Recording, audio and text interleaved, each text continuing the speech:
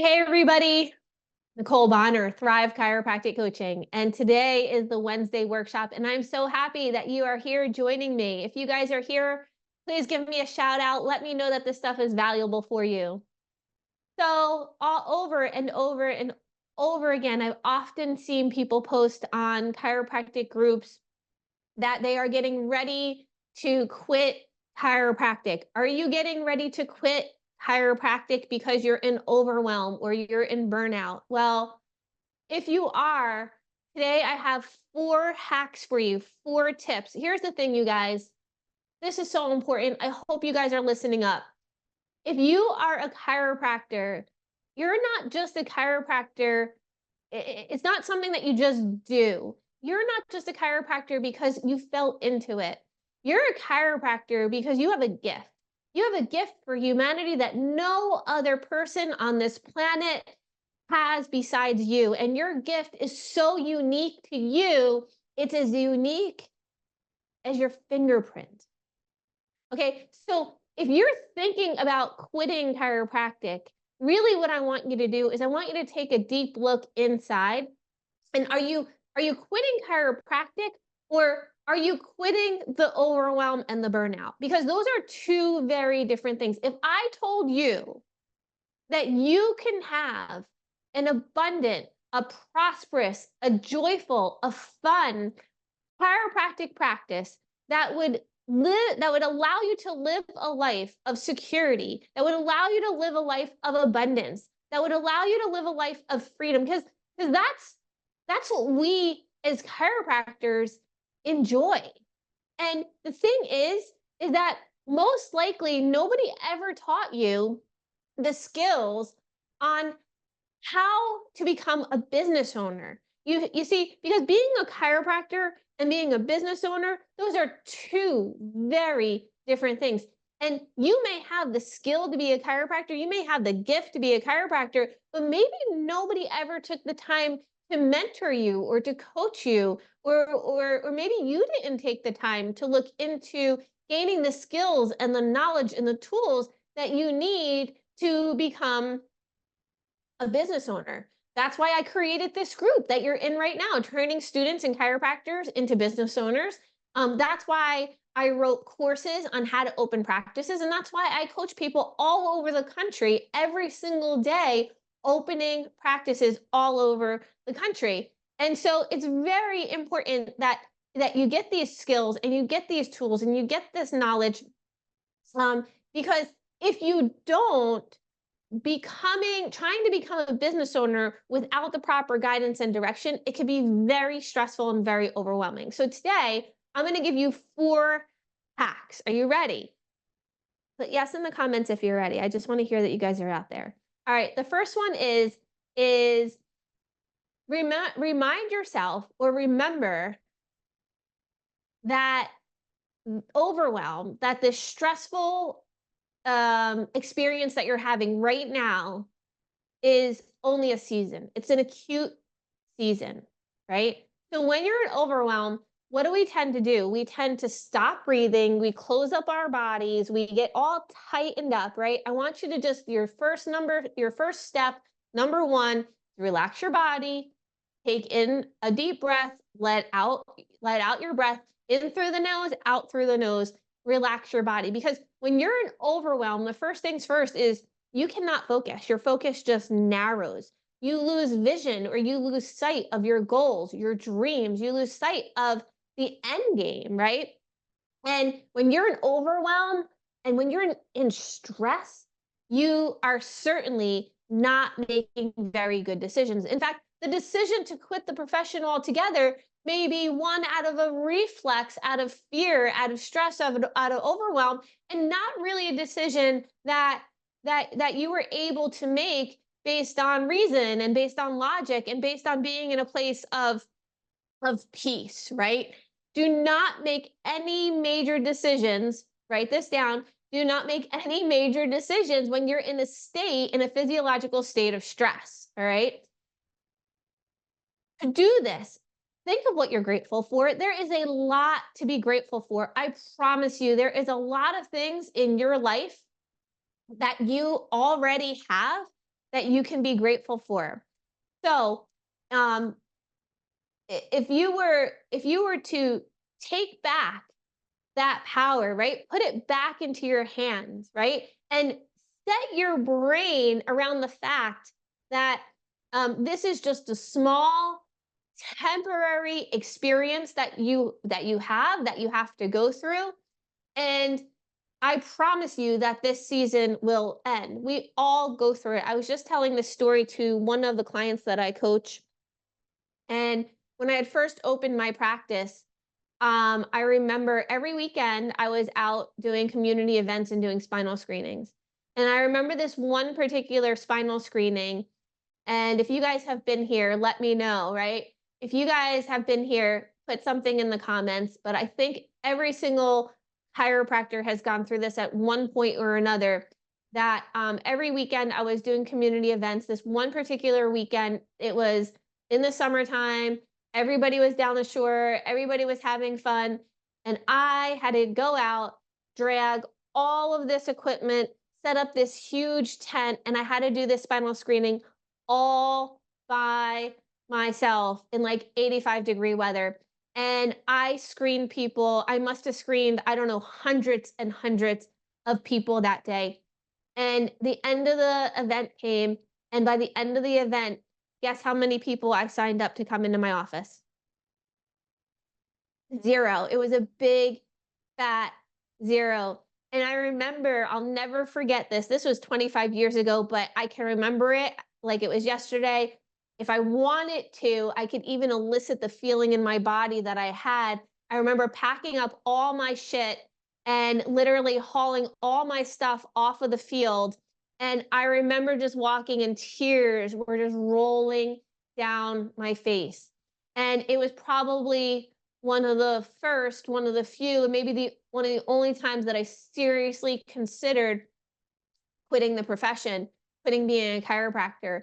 And so what I had to do is I had to change my state. I had to learn tools that allowed me to change my state, because that wasn't the answer. Like, quitting chiropractic wasn't the answer. I was literally born to be a chiropractor. I was born with massive major health problems and health conditions that um that if it wasn't for chiropractic, I don't even know if I'm not even sure if I would be alive today. I had such horrific asthma, so bad to the point, you guys, that my lungs would stop breathing, my bronchial tubes would close up. I couldn't get air in, I couldn't get air out. And so many times I remember my mom and dad rushing me to the hospital and not being able to breathe and gasping for air. And if it wasn't for chiropractic, and if it wasn't for having to go through that experience as a young child, you know, that was I went through that experience on purpose. That was a blessing, right? That was not a hindrance to me. That was a blessing for me. Why? Because if it wasn't for that experience, I probably would have never became a chiropractor. And I believe that, it's divine intervention that I went through that experience. And obviously, I saw what chiropractic can do for me, myself, my health. And I figured, if chiropractic can do this for me, then it can certainly do this for my community. And if it can do it for my community, it can certainly do it for humanity. And I was like, no way am I going to quit. So instead of playing the victim in that season of my life, I just pulled my pants up and I just literally said, I'm going to do this. There's no other option. And I found the resources and the mentors and the help that I needed to be able to get the tools to be able to go to that spinal screening and actually be successful with it. And then I did that. And then, of course, years later, months later, years later, that my practice just blew up. It was amazing. All right. So, when you're a teenager, that's one thing. When you're a teenager, you can let your emotions. What are your emotions doing when they're a teenager? First of all, or like they're all over the place, right? I have two boys, and even boys are ruled, so to speak, by their emotions. Many are driven by their hormones. And when you're a teenager, you know what? That's okay. Why? Because you know, you have a lot to learn. But what's my point? If you're a grown woman or you're a grown man, it's about time. It's time now to stop allowing our emotions to rule our bodies. It's the time now to start making decisions in your 30-year-old self, your 40-year-old self, and not your 15-year-old self. Does that make sense what I'm saying, right? And so part of self-mastery is is not ignoring your feelings. I'm not telling you to ignore your feelings, but part of self-mastery is being able to listen to your feelings, acknowledge your feelings, but don't let them rule your day. Don't let them rule your life, right? Create the self-mastery of changing your state in a moment's notice, right? Be conscious, be aware of what you're feeling. Have an idea of what thoughts did brought those feelings on, right? And develop the skill and the tool and the discipline to change that in a moment, because you know why? That's what emotionally mature people do, right? And so if you're thinking about quitting practice, especially if you're 5 years or less in practice, um, my number one advice is remember that the season that you're going through is just a season. It's typically just a short season, and don't make any major decisions while you're in a physiological state of stress and anxiety. I promise you, almost every decision that you make when you're in that state will be a wrong decision for you. Okay, hack number 2. I know that one went on for quite some time, but hack number 2 is keep your mission and your purpose out in front of you. So things that I just worked on with one of my clients, she's opening a practice. She actually already launched, is setting goals is helping her team, not just her, but her team set goals for the practice. And the one thing that I told her to do is I said, well, what did you do with the goals that you guys wrote down? And she's like, well, nothing. They're on my computer. Right. And I said, well, that's a really great place for them for now.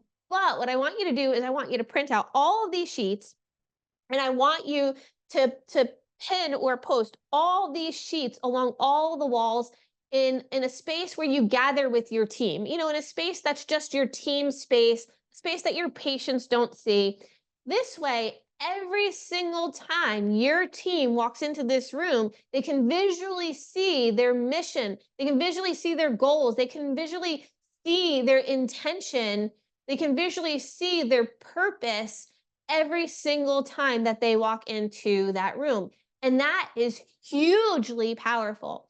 You know, most of us in the beginning of the year, maybe every quarter, we set our goals for the year, we set our goals for the quarter, and we tuck those goals away in our journal, don't you? How many of you are guilty of writing down your goals, creating a vision, and just tucking it away? You know how much more powerful the written goal would be if it was something that you looked at every single day? It would be exponentially powerful, right? And so you have to do that with your team, because your mission and your purpose is going to be your fuel. You are going to need energy to get through this. There is no doubt. You know, one of the biggest misconceptions that I think we have in chiropractic is that once you get your degree, you're like, here's your degree, you're a doctor now, you're going to be abundant and successful, and you're going to make a bunch of money because you're a doctor. In chiropractic, that's not true.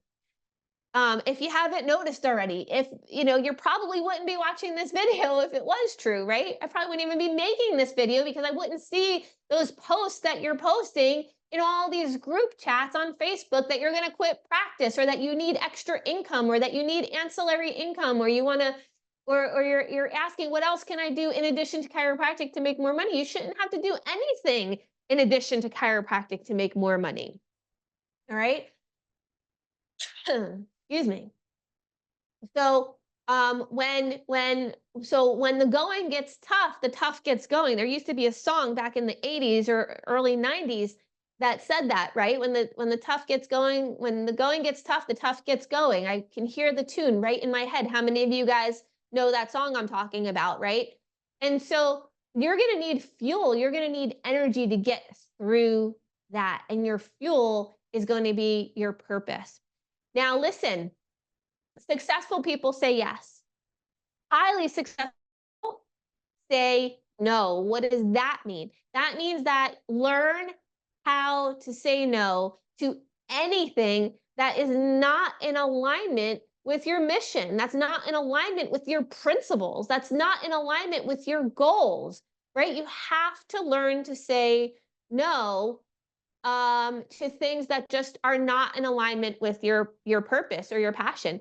I think for women, this is a tough one for us. If you're a female chiropractor out there and you are an entrepreneur or you want to become a business owner, you want to own your own business, man, these are some tough hurdles to to to jump over. And I'll tell you the reason why. It's because we're programmed as little girls to follow a certain way as a female. And the reality of it is that if you're going to be a chiropractor and you're going to be a business owner, there are certain things that are going to go against what you've been taught is the right way to live as a female here in the United States of America. I'm just like calling a spade a spade. I'm saying what it is, and that is a lot of times, is it possible to have a high volume, highly abundant, highly prosperous practice and be a mom and be a dad and be involved and be connected and have it all? The answer, absolutely yes. Absolutely yes. Absolutely yes. Yes, yes, yes, yes. If you want, come live with me for a little while. I'm sitting here right now recording this with you, and right across from me is my beautiful son helping me with the audio and the audio visual of this, right?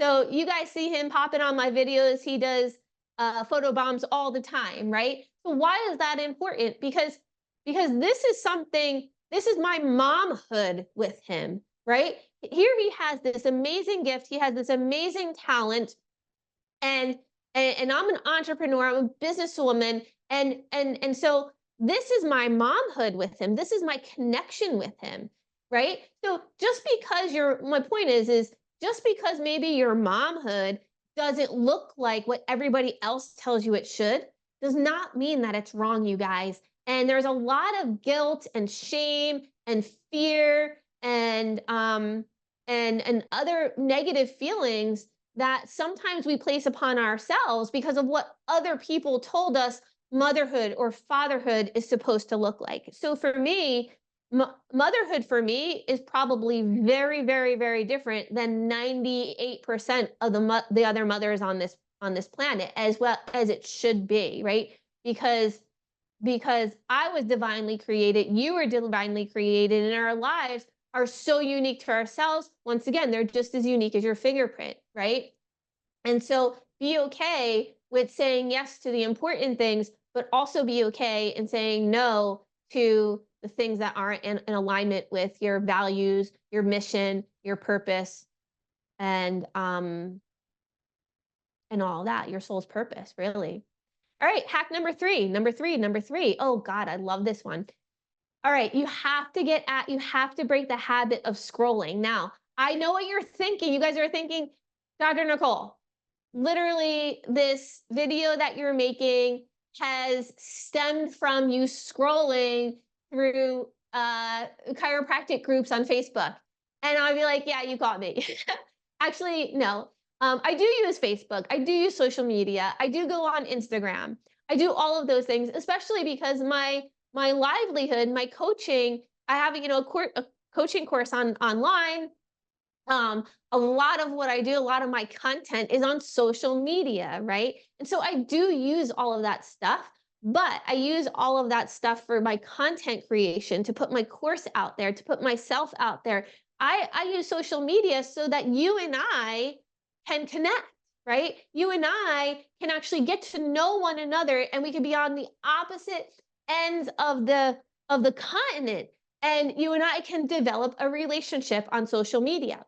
But what I'm talking about with that scrolling stuff and browsing stuff is just sitting there and having the habit of scrolling and scrolling and scrolling. And it's addictive. We know this. We know that checking your Facebook and scrolling through posts actually I can't speak, elicits, dopamine production in the brain, right? You're actually physically becoming addicted to it. You have to break the addiction um it's a lot of wasted time.